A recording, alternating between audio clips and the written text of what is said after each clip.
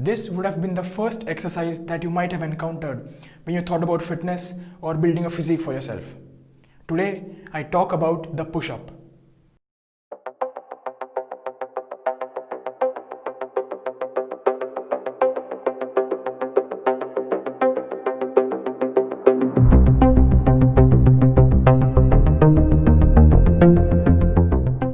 Hello guys, Rohit here, and today I'm going to be discussing about the push-up. The push-up is one of the most common and basic exercises that you can perform, and it also does not require any equipment. It is a functional movement which works your upper body push muscles, which are the chest, the shoulders and the triceps. And it can also be overloaded by placing weights on the back. Push-ups can be used as a warm-up exercise for the muscles, or they can also be used in a workout as an independent exercise or supersetted with another chest exercise. To correctly perform a push-up, place both of your hands on the ground such that the distance between them is shoulder width. From here on, take a plank position such that your back and your legs are straight.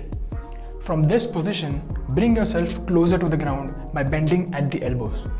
This is known as the eccentric part of the movement. While coming back up, or the concentric part of the movement, push yourself away from the ground by keeping your elbows tucked in. One of the most important parts of the movement is breathing. Before you begin the eccentric motion, you should take a big gulp of air and hold it while going down and exhale it out during the concentric motion. Holding the breath in your body will brace your core muscles during the eccentric part, and exhaling it out during the concentric motion will help you generate an explosive force. Bracing the core muscles is very crucial for the movement, as it is going to keep your back straight. It can be thought of as clenching your stomach as if someone is trying to punch you there.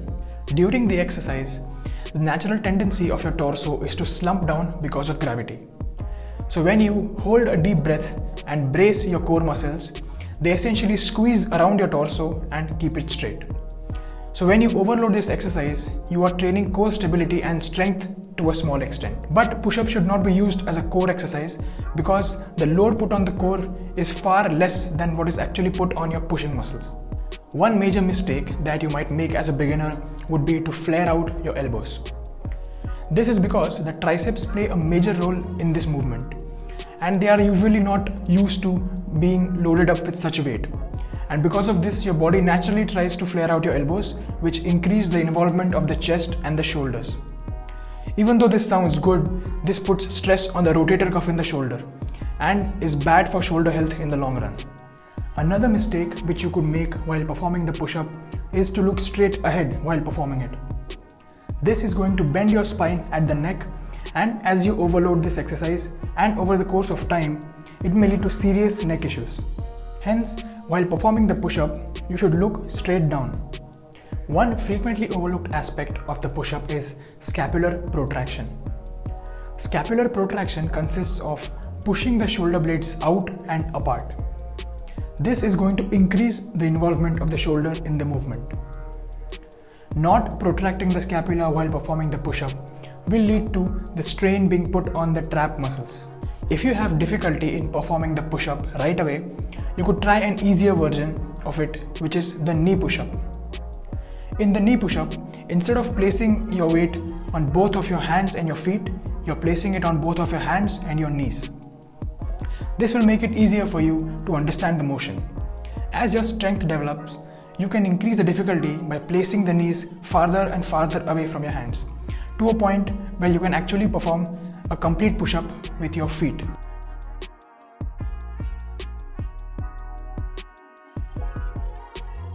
To summarize, place both of your hands on the ground with shoulder width distance and take up a plank position by keeping your back and your legs straight. Take a deep breath before the eccentric portion and exhale it out during the concentric portion. Make sure that your elbows are tucked in and not flaring out. If you have difficulty performing an actual push-up, you can always try the easier version, which is the knee push-up. So that was it for today, guys. I hope you enjoyed this video and learned something from it. Please like this video and subscribe to this channel because I would be back with more such exercises. And until then, Thanks for watching.